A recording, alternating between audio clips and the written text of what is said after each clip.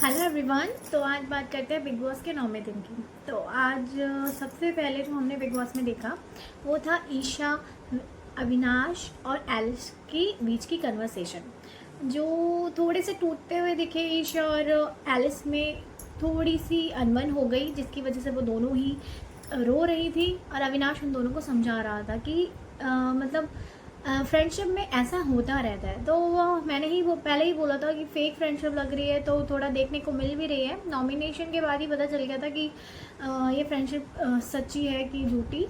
तो अभी तो ये बिग बॉस में नई नई बनती हुई दिख रही है, तो आप सब समझ सकते हो कि कैसी फ्रेंडशिप है ये। बट ठीक है, सब ठीक हो गया। फिर अविनाश ने दोनों को समझा दिया एंड देन ईशा और एलिस ने दोनों ने एक दूसरे से सॉरी बोला एंड फिर से वो लोग अच्छे दोस्त बन गए। फिर हमें दूसरा मुद्दा दिखा इसमें चाहत और रजत का। चाहत और रजत हमेशा लड़ते हुए ही दिखते हैं। रजत हमेशा बुली करता रहता है चाहत को, तो आज भी सेम वही था।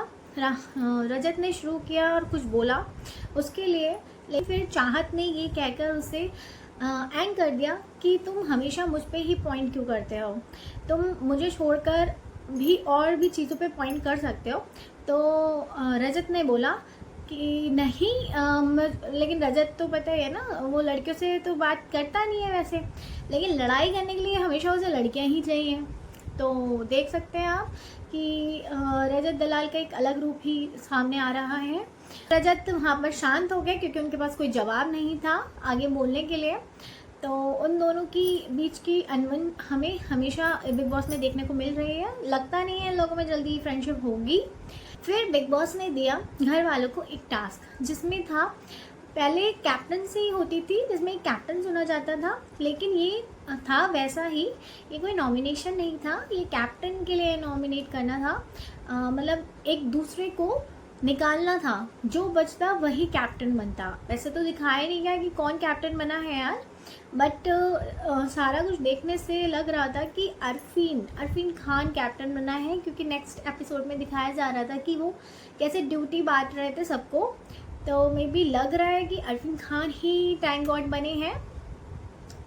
और सबने एक दूसरे को निकालने के लिए कई सारे रीजंस दिए, जैसे कि एलिस ने गुररत्न को निकालने के लिए बोला कि ये अपने एंटरटेनमेंट ज़्यादा करते हैं, है ना, तो वो गुररत्न को नहीं बनाना चाहती थी।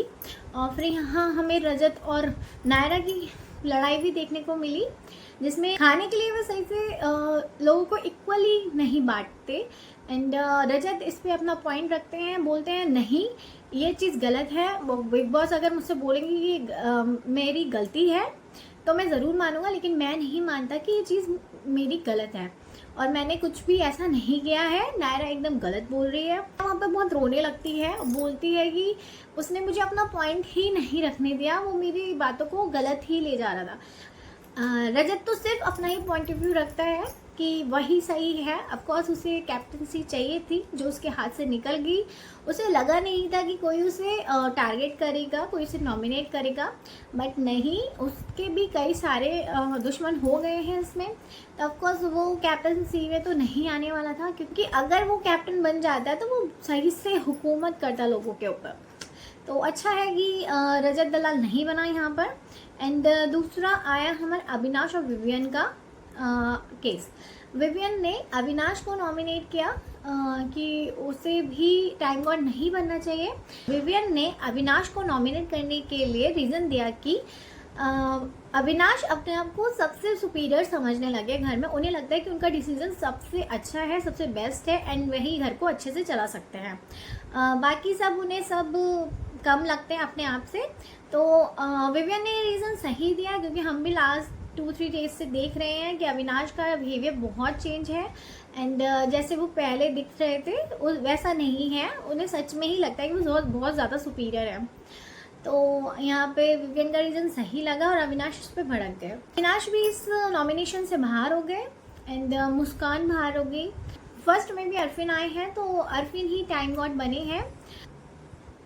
फिर आई श्रुतिका की बारी। श्रुतिका ने एलिस को नॉमिनेट किया ये कहकर कि ये हमेशा मेरी बातों का मॉक बनाती हैं और ये मजाक और मॉक में बहुत अंतर होता है, लेकिन वो हमेशा मेरी बातों को मॉक बनाती हैं। तो एलिस ने इस बात को इनकार किया कि वो मॉक नहीं करती, वो जस्ट क्यूट बोलती है।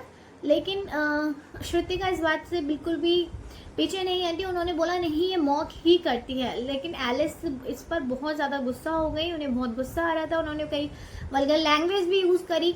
और यहाँ पर देखा गया कि एलिस बहुत गुस्सा हो गई थी श्रुतिका से, और दोनों में बाद में बहुत कन्वर्सेशन हुई जिसमें दोनों में बहुत लड़ाई भी होने लगी थी। एलिस श्रुतिका को क्लैरिफाई कर रही थी कि वो उसका कहने का मतलब मॉक करना नहीं होता, वो जस्ट क्यूट बोलती है क्योंकि उसे तमिल के लोग क्यूट लगते हैं। कोई अदर स्टेट के लोग अगर हिंदी बोलते हैं तो बड़े क्यूट लगते हैं, इंग्लिश बोलते हैं तो बड़े क्यूट लगते हैं। बट नहीं, श्रुतिका नहीं मानी। श्रुतिका बोली नहीं, उसे पता है तुम उसे कवर अप करती हो और तुम मॉक ही करते हो। तो आज के एपिसोड में यही ख़त्म हो गया श्रुतिका और एलिस की लड़ाई पर। एंड हमें पता नहीं चला है अभी टाइम गॉड कौन बना है, बट मैंने जहाँ तक देखा तो मुझे यही लगता है कि अरफीन ही बने हैं टाइम गॉड। तो लेट्स सी, देखते हैं कल कि कौन बनता है टाइम गॉड, किसके हाथ में आती है पावर।